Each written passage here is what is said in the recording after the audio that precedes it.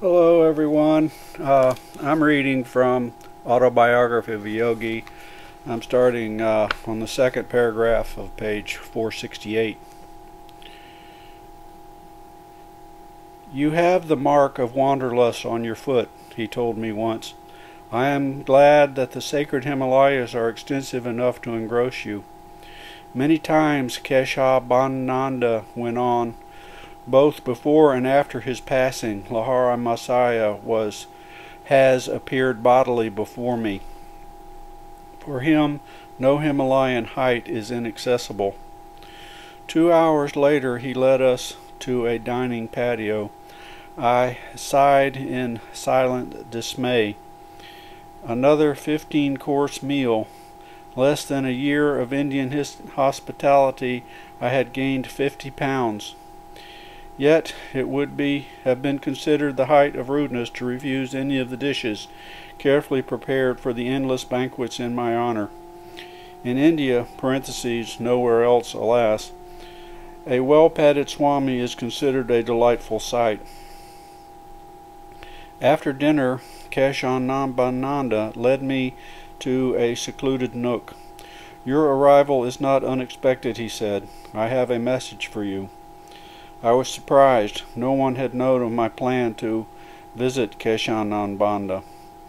While roaming last year in the northern Himalayas near Badrinarayanan, the Swami continued, I lost my way. Shelter appeared in a spacious cave which was empty, though the embers of a fire glowed in a hole in the rocky floor. Wondering about the occupant of this lonely retreat, I sat near the fire, my gaze fixed on the sunlit entrance to the cave. Keshabananda, I'm glad you are here. These words came from behind me. I turned startled and was dazzled to behold Babaji. The great guru had materialized himself in a recess of the cave. Overjoyed to see him again after many years, I prostrated myself at his holy feet. I called you here, Babaji went on. That is why you lost your way and were led to my temporary abode in this cave. It is a long time since our last meeting. I am pleased to greet you once more. The deathless master blessed me with some words of spiritual help, then added, I give you a message for Yogananda. He will pay you a visit on his return to India. Many matters connected with his guru and the surviving disciples of Lahari will keep Yogananda fully occupied. Tell him then that I won't see him this time, as he is eagerly hoping, but shall see him on some other occasion. I was deeply touched to receive from Keshabananda's lips this consoling promise from Babaji. A certain hurt in my heart vanished. I grieved no more that, even as Sri Yukteswar had hinted, Babaji did not appear at the Kumbh Mela. Spending one night as guests of the ashram, our party set out the following afternoon for Calcutta. Riding over a bridge of the Yamuna River, we enjoyed a magnificent view of the skyline of Vrindaban, just as the sun set fire to the sky, a veritable furnace of Vulcan in color, reflected below us in the still waters. The Yamunan beach is hallowed by memories of the child Sri Krishna. Here he engaged with innocent sweetness in his leelas (plays) with the gopis (maids), exemplifying the supernal love which ever exists between a divine incarnation and his devotees. The life of Lord Krishna has been misunderstood by many Western commentators. Scriptural allegory is baffling to literal minds. An amusing blunder by a translator will illustrate this point.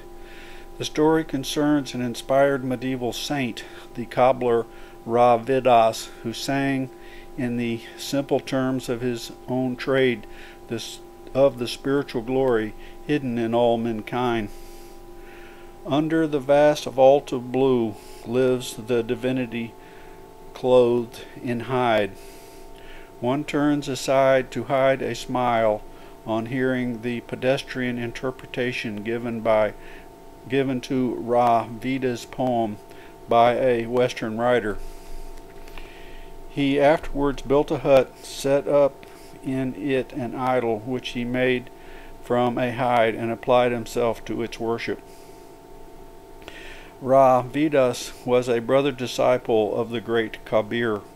One of Ravidas' exalted chelas was the Rani of Chittor. She invited a large number of Brahmins to a feast in honor of her teacher, but they refused to eat with a lowly cobbler. As they sat down in dignified aloofness to eat their own uncontaminated meal, lo, each Brahmin found at his side the form of Ravidas. This mass vision accomplished a widespread spiritual revival in Chittor. In a few days our little group reached Calcutta. Eager to see Sri Yukteswar, I was disappointed to hear that he had left Sarampur and was now in Puri, about 300 miles to the south. Come to Puri Ashram at once.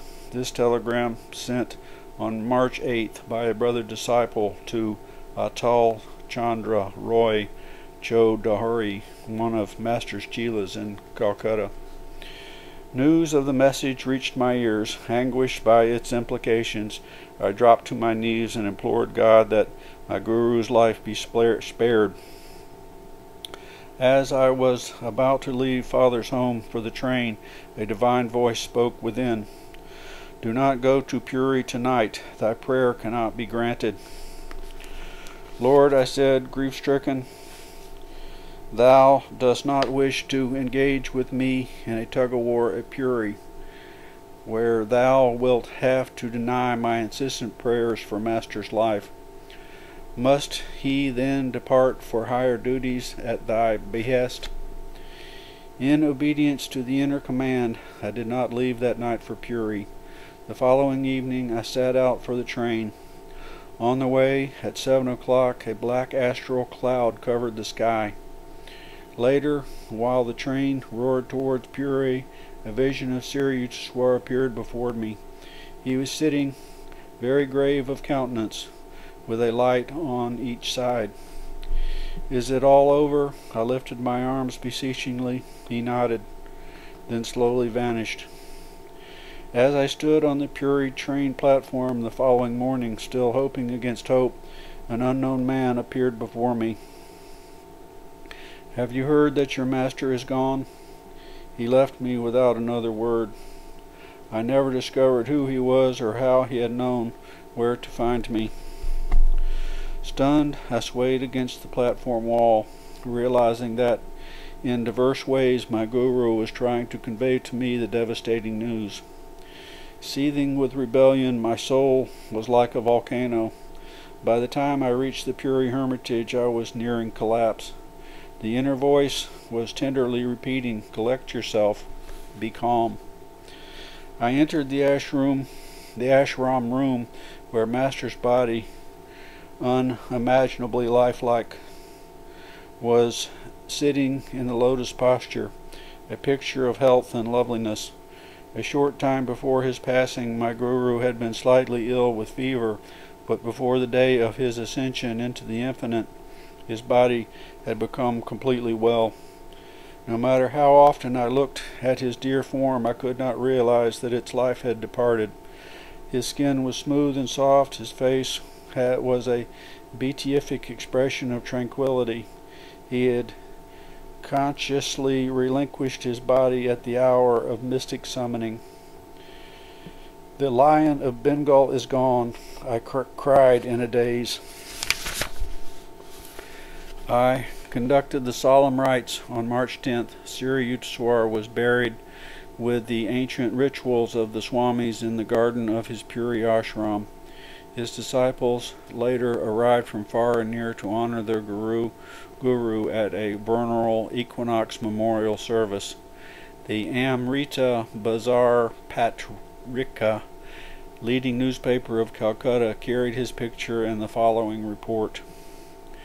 The death Bhandara ceremony for Sri Swami Sri Mat Swami Sri Yukteswar Giri Maharaj, died aged 81, took place at Puri on March 21st.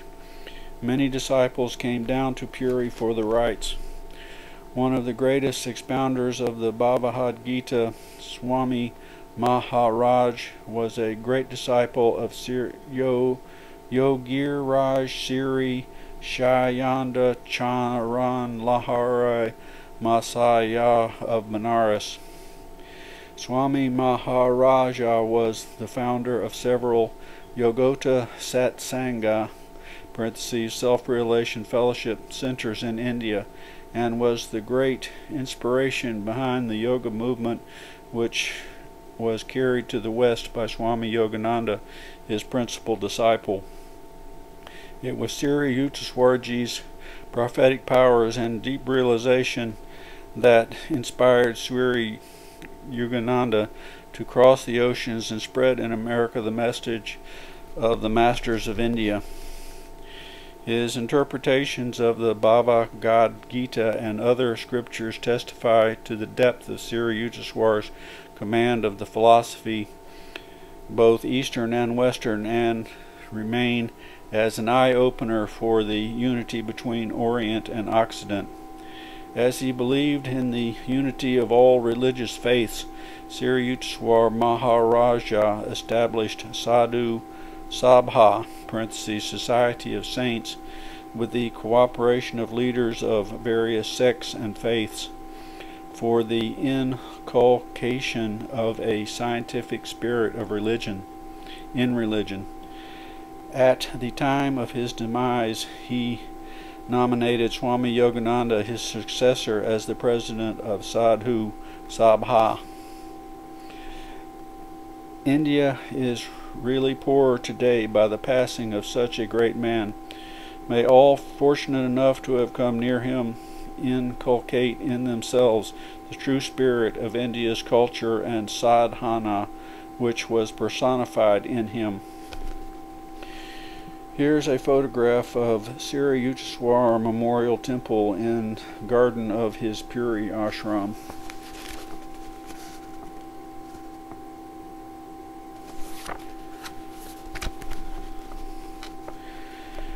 I returned to Calcutta, not trusting myself as yet to go to the Sarampur Hermitage with its sacred memories. I summoned Prafulla, Sri Yukteswar's little disciple, in Sarampur and made arrangements for him to enter the Ranchi school. The morning you left for the Allahabad Mela, Prafulla told me, Master dropped heavily on the Davenport. Yogananda is gone, he cried. Yogananda is gone. He added cryptically, I shall have to tell him some other way. He sat there for hours in silence. My days were filled with lectures, classes, interviews, and reunions with old friends.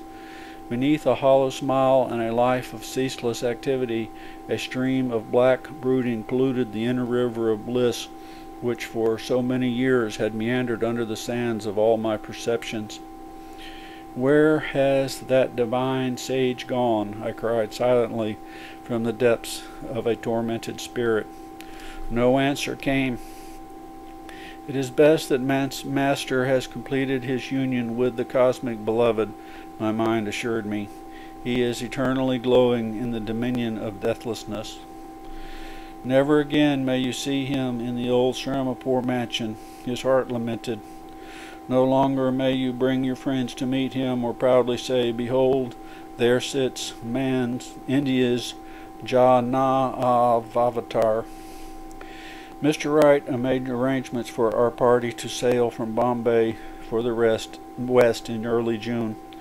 After a fortnight in May of farewell banquets and speeches in Calcutta, Miss Bletch, Mr. Wright, and I left in the Ford for Bombay. On our arrival, the ship authorities asked us to cancel our passage, as no room could be found for the Ford, which we would need again in Europe. "Never mind," I said gloomily to Mr. Wright. I want to return once more to Puri." I silently added, "Let my tears once again water the grave of my Guru." Chapter 43. The Resurrection of Sri Yukteswar. Lord Krishna, the glorious form of the Avatar, appeared in a shimmering blaze as I sat in my room at the Regent Hotel in Bombay. Shining over the roof of a high building across the street, the ineffable vision had suddenly burst on my sight as I gazed out of my tall, open third-story window. The divine figure waved to me, smiling and nodding in greeting. When I could not understand the exact message of Lord Krishna, he departed with a gesture of blessing. Wondrously uplifted, I felt that some spiritual event was presaged. My western voyage had, for the time being, been cancelled. I was scheduled for several public addresses in Bombay before leaving on a return visit to Bengal. Sitting on my bed in the Bombay Hotel at 3 o'clock in the afternoon on June 19, 1936, 1 week after the vision of Krishna, I was roused from my meditation by a beatific light.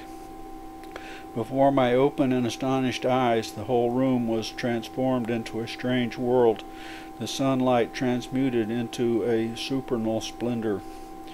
Waves of rapture engulfed me as I beheld the flesh and blood form of Sri Yukteswar. "My son," Master spoke tenderly, on his face an angel bewitching smile. For the first time in my life I did not kneel at his feet in greeting, but instantly advanced to gather him hungrily in my arms.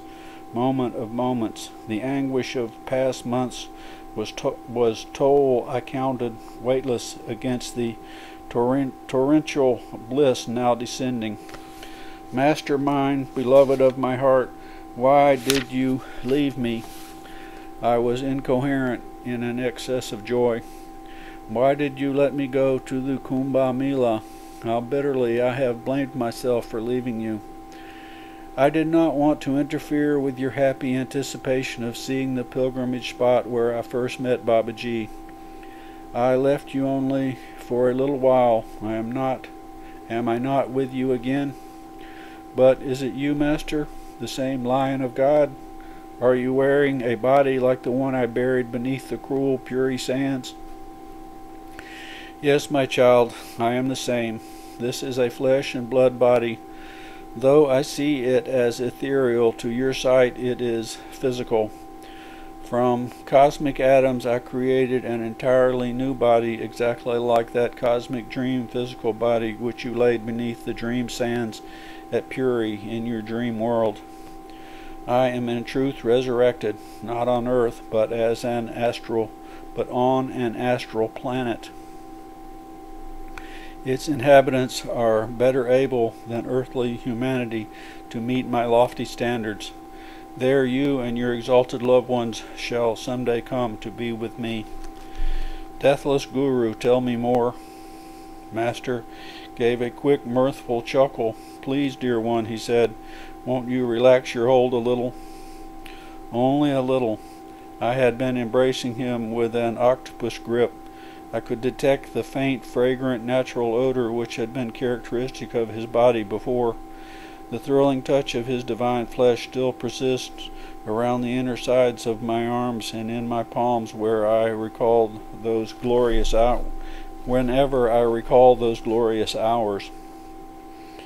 As prophets are sent on earth to help men work out their physical karma, so I have been directed by God to serve on an astral planet as a savior. Sri Yukteswar explained, "It is called Hir Ran Yal Lok, or illuminated. astral planet. There I am abiding, aiding advanced beings to rid themselves of astral karma and thus attain liberation from astral rebirths. The dwellers on Hiranyakala are highly developed spiritually. All of them had acquired in their last earth incarnation the meditation given power of consciously leaving their physical bodies at death. No one can enter Hiranyakala unless he has passed on earth. He has passed on earth beyond the state of Sabhikalpa Samadhi into the higher state of Nirvikalpa Samadhi. Hiranyakala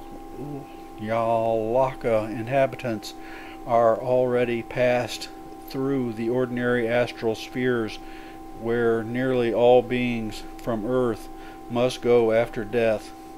There they destroyed many seeds of karma connected with their past actions in astral worlds. None but advanced devotees can perform such redemptive work effectively in the astral spheres. Then, in order to free their souls fully from all traces of astral karma, these aspirants were drawn by cosmic law to be reborn in new astral bodies on Hiranyakala, the astral sun or heaven, where I am present to help them. There are also nearly perfect beings on Hiranyakala who have come from the superior causal world. My mind was now in perfect attunement with my Guru's that he was conveying his word pictures to me partly by speech and partly by thought transference. I was quickly receiving his idea tabloids. You have read in the scriptures, Master went on, that God encased the human soul successively in three bodies: the idea or causal body, the subtle astral body, seat of man's mental and emotional natures, and the gross physical body. On earth a man is equipped with his physical senses. An astral being works with his consciousness and feelings and a body made of lifetrons. A causal-bodied being remains in the blissful realm of ideas. My work is with those astral beings who are preparing to enter the causal world. Adorable Master, please tell me more about the astral cosmos. Though I had slightly relaxed my embrace at Sri Yukteswar's request, my arms still around him, treasure above all treasures, my Guru had laughed at death to reach me. There are many astral planets teeming with astral beings, Master began. The inhabitants use astral planes or masses of light to travel from one planet to another faster than electricity and radioactive energies. The astral universe, made of various subtle vibrations of light and color, is hundreds of times larger than the material cosmos.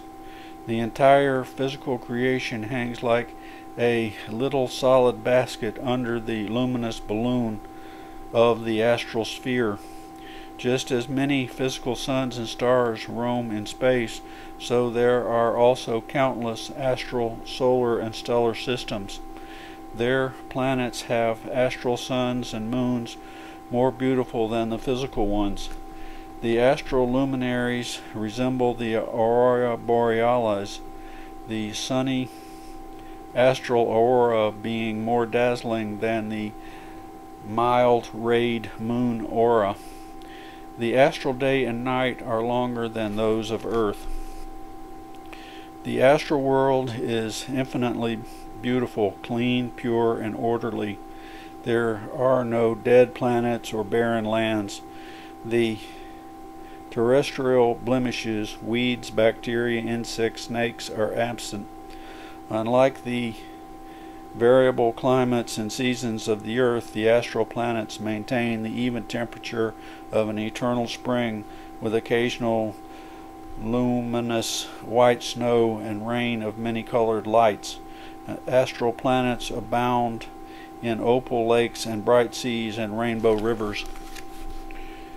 The ordinary astral universe, not the subtler astral heaven of Hiranyaka, is peopled with millions of astral beings who have come more or less recently from the earth, and also with myriads of fairies, mermaids, fishes, animals, goblins, gnomes, demigods, and spirits, all residing on different astral planets in accordance with karmatic qualifications. Various spheric mansions or vibratory regions are provided for good and evil spirits. Good ones can travel freely, but the evil spirits are confined to limited zones. In the same way that human beings live on the surface of the earth, worms inside the soil, fish in water, and birds in air, so astral beings of different grades are assigned to suitable vibratory quarters. Among the fallen dark angels expelled from other worlds, friction and war take place with lifetronic bombs or mental mantric vibratory rays. These beings dwell in the gloom-drenched regions of the lower astral cosmos, working out their evil karma. In the vast realms above the dark astral prison, all is shining and beautiful. The astral cosmos is more naturally attuned than the earth to the divine will and plan of perfection. Every astral object is manifest primarily by the will of God and partially by the will call of astral beings. They possess the power to modifying or enhancing the grace and form of anything already created by the Lord. He has given his astral children the freedom and privilege of changing or improving at will the astral cosmos. On earth, a solid object must be transformed into liquid or other form through natural or chemical processes, but astral solids are changed into astral liquids, gases, or energy solely and instantly by the will of the inhabitants. The earth is dark with the warfare and murder in the sea, land, and air, my guru continued. But the astral realms know a happy harmony and equality. Astral beings dematerialize or materialize their forms at will. Flowers or fish or animals can metamorphosize themselves for a time into astral men. All astral beings are free to assume any form and can easily commune together. No fixed, definite natural law hems them round, as any astral tree, for example, can be successfully asked to produce an astral mango or other desired fruit, flower, or indeed any other object. Certain karmatic restrictions are present, but there are no distinctions in the astral world above desirability of various forms. Everything is vibrant with God's creative light. No one is born of woman. Offspring are materialized by astral beings through the help of their cosmic will into specifically patterned astrally condensed forms. The recently physically disembodied being arrives in an astral family through invitation drawn by similar mental and spiritual tendencies. The astral body is not subject to cold or heat or other natural conditions. The anatomy includes an astral brain or the 1,000-petaled lotus of light and the 6 awakened centers of the Sushumna or astral cerebrospinal axis. The heart draws cosmic energy as well as light from the astral brain and pumps it to the astral nerves and body cells or lifetrons.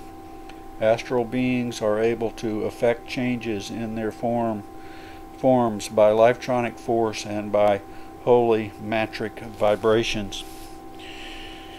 Okay, that's 3 paragraphs down on page 480. I'm stopping now. Talk to you later. Bye.